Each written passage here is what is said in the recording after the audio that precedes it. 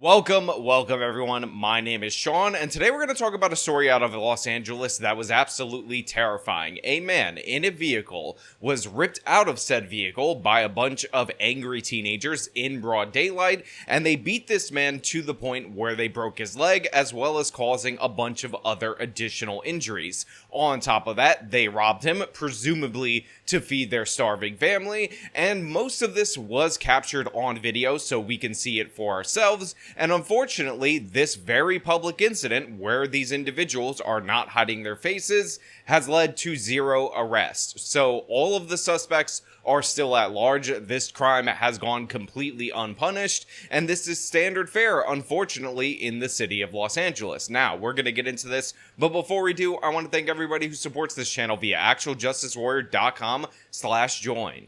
Give me the money. Give me the money. Okay? Dramatic and scary scenes in downtown LA caught on video after a man claims he was ripped out of his car by a mob. Now, the victim says he was beaten and robbed right in broad daylight. So one of the things that I noticed throughout the course of this local news segment on this absolutely horrific crime is the tone taken by the local news and the way that they phrase certain things revolving around this particular case. First and foremost, this should be obvious to everybody out there in the audience. If there is video of this attack, and then you have the person on the local news saying that there's video that they will proceed to show you, by the way, I find it quite interesting that they also say that this person claims that this happened to him. Obviously, we're not talking about a suspect who is alleged to have committed this crime. We're talking about what clearly happened, what is on video. And again, if this was the only instance throughout the whole course of this segment of this kind of weird language that is kind of defensive of the criminal, I wouldn't say anything. But as we get to the end of the segment, it is going to get worse. Now, let's get into the actual incident. Take a look. The attack left the victim with a broken leg, his car vandalized.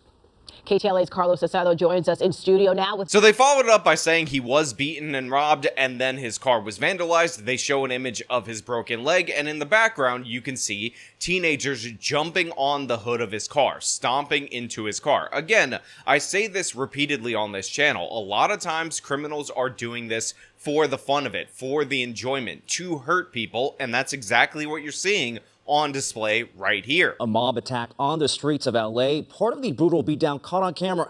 The victim on the receiving end could be heard asking for help, the person recording in disbelief about what he was witnessing. So right there, this guy is describing it, and again, you can see in the background, they were not only jumping on the front of the vehicle, but jumping on the back of the vehicle, because these teenagers are making a point to do as much damage as humanly possible. Now, by the way, there are some mistakes that were made by the victim in this particular case, and it is not victim blaming for me to point them out. So you guys, if you find yourself in a similar situation, don't end up making those same mistakes. But the most obvious one is don't pull over. Do not stop your car. If a mob of people is attacking you, engaging you in what could be a deadly situation, for your own safety, stay in the car, keep that barrier between you and the suspects, and if you need to, you should drive through those suspects. That being said, this is Los Angeles, and while there are absolutely no arrests for this attack on this man, because Gascon doesn't want to prosecute anyone for anything,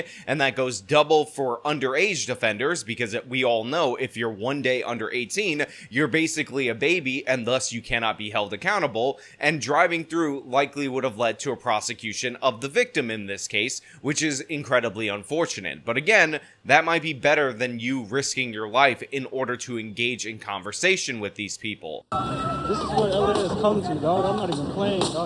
I literally just parked, bro, right over there. Man, these kids are wildin', bro. They're not even older than 20, dog. Complete mayhem on a downtown LA street as a group of teens target this vehicle and the driver. Come on, man. Yo, man, hey, I'm sorry. I don't know these people. I just parked right there, bro. So one of the things that I find troubling about this particular video, and to be clear, it is a positive that we have this evidence in theory of these people attacking said vehicle, is the casual way that the person recording this dismisses the victim's pleas for help. He's telling them, hey man, I don't know these guys. Hey man, I don't know what's going on. And this is what happens when you're in a society that prioritizes videoing something for the internet over the safety of this human being. You're not going to call 911. You're not going to try to assist in any way, shape, or form. You're just going to say, hey, bro, I don't know these guys. I know you have a broken leg. You're quite literally walking hobbled right now in this particular video. The attack is ongoing. They're looting all your stuff. I'm just going to ignore that because I got to get this footage for my TikTok account. I'm just going to ignore that because I might be able to sell this footage to the local news. It's honestly disgusting to see, but this is an aspect of humanity that we all have to encounter because whenever something goes down, rather than calling for help, people are with their phones. They're recording everything. This is the face of the fall of the American civic citizen. Are you okay, sir? The driver, Shailoobek Bazarbai Uulu, can be heard telling the man recording to call police. He was left limping after being brutally attacked. His car ransacked and left badly damaged. Now, I have to cut the video right there, but again, the full video is linked in the local news, but what you guys would have missed, and I freeze framed it so you guys can anticipate what happens for those of you actually watching, is that a group of three, as this guy limped toward his vehicle on the passenger side, decided to come up and sucker punch him, because it's not enough that you already broke his leg. It's not enough that you already ripped him out of the driver's side of the vehicle, already beat him down. You have to sucker punch him, add additional harm, and it just goes to show you how disgusting these individuals actually are. And by the way, we find out through the course of the segment that this guy is actually moving. So the property that he had in his vehicle is a bunch of personal artifacts that were stolen by these thugs because, of course, you not only have to assault the guy, you not only have to beat him, you not only have to start the beef, but then you have to steal everything you possibly can as you do as much damage as humanly possible. They were destroying my car and oh my god, it was like a nightmare. Shailoobek says he feared for his life, confused about what was unfolding.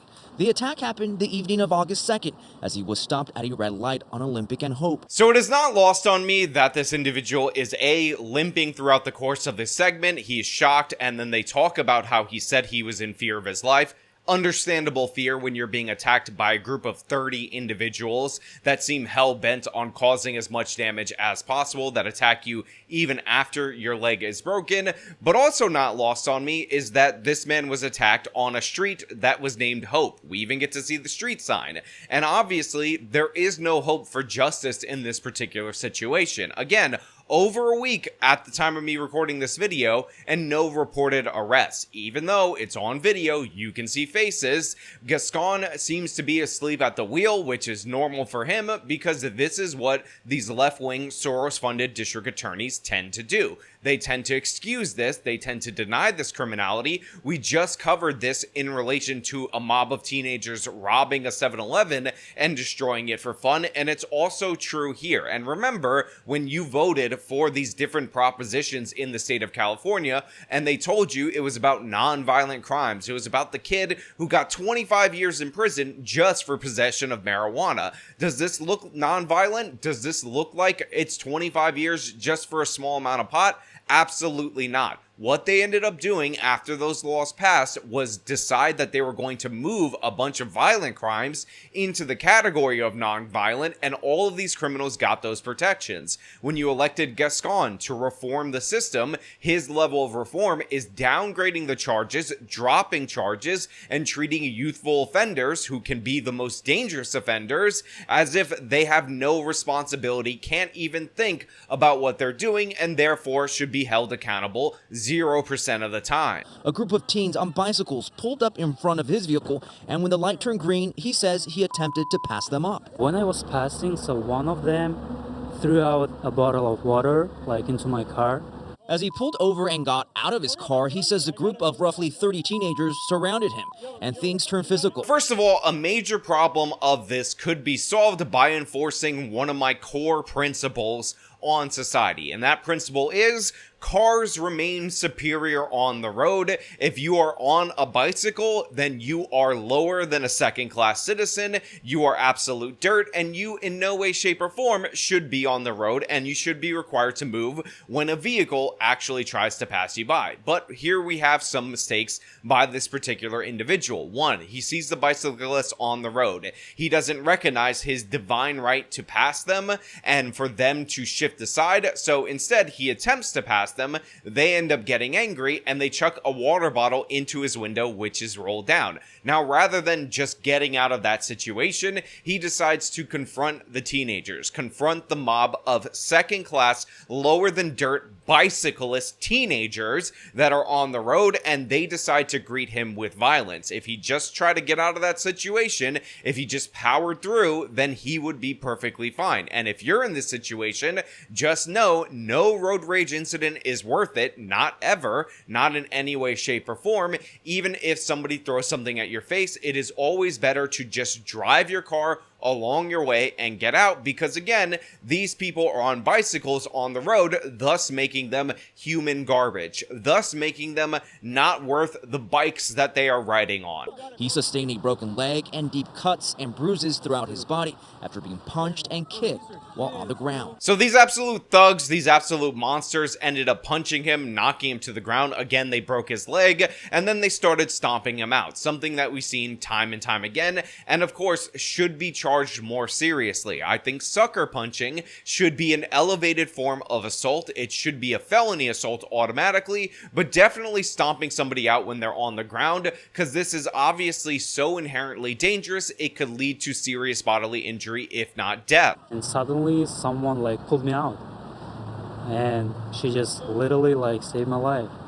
And it was like a young lady, and she just took me aside, she just hugged me. Now, I have some respect for this woman who intervened in this situation. Third-party interveners are often put in more dangerous than the initial participants in the encounter, but she grabbed this individual, and it is quite telling that she had to hide him in order for this attack to stop. Again, this is a serious crime. These 30 teenagers should face assault charges, gang assault charges, serious felony charges, but we don't expect any of that from Los Angeles because the district attorney does not care about the victims. If this guy would have defended himself with his vehicle, you would see a mountain of charges. You would see this guy face the full force of the law, but because he was just straight up victimized by these innocent Angel Aladdins, DA Gascon has no interest. Shailoobek says the teens made off with personal belongings he had in his car as he was planning on moving.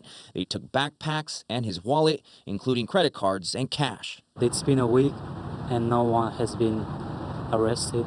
Now, to me, I think this is quite telling that it's been over a week and nobody had been arrested for this particular incident, and then the local news cuts to somebody going into the vehicle, robbing him of his backpack, and you can see a pretty clear image of his face, just like you can see pretty clear images of all these people's faces. On top of that, I want to point out that this is Los Angeles, so while we do have some cell phone video right here that shows you what's going on, we also, in addition to this, likely have surveillance video that could help identify these people, but there is no effort being made to do so. But this is where the local news segment, in my opinion, gets significantly worse. Let me play this for you so you can hear it for yourself. Now, Shailoobek started a GoFundMe page as he recovers from his injuries. The victim says he did nothing to provoke the attack, but in the video we hear the teens claim he cut them off, almost hitting them. So get a load of the way that that was framed. They say the victim says he did nothing to provoke this, but on the video, we actually hear some of these teenagers saying that he cut them off on the road and nearly hit them. So let me get this straight. This guy says, I didn't provoke this particular incident. Sure, there might have been something that happened before, but I did nothing in order to justify this response. And the local news guy's like, well, actually, the unidentified criminals in the video who have not been arrested for their crimes, they said that he nearly hit them when he got cut off.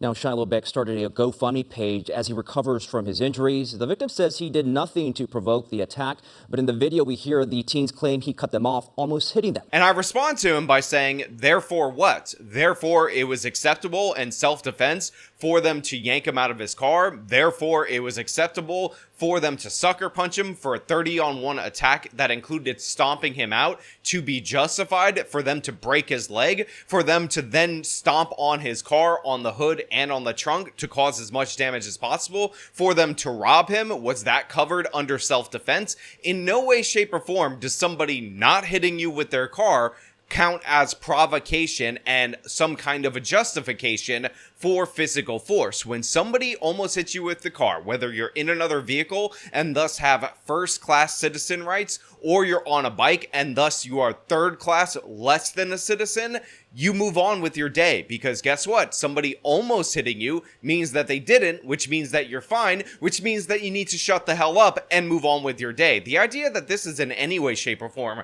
justified or a close call or something that we need to really ponder is absurd. It's insane. It's asinine. But the local news guy's like, well, he said that he didn't provoke his savage beating, his yanking out of the car, his robbery, his broken leg, his sucker punch that we show you all on video. But in reality, in actuality, some of the teens were quite upset that he may have came a little close to their little bicycles, therefore they needed to act that way in self-defense. This is ridiculous, but it does go to show you that in certain classes of society, there is always that addiction to making an excuse for criminals, to making some kind of way for the crime to not be as bad as it actually is, and I'm not having it. But I want to know what you guys think down in the comments below. If you like this video, then show them by leaving a like, subscribe for more content, follow me on my social media, support me via the support links in the description of this video. This has been me talking about a savage attack in Los Angeles in broad daylight. Till next time.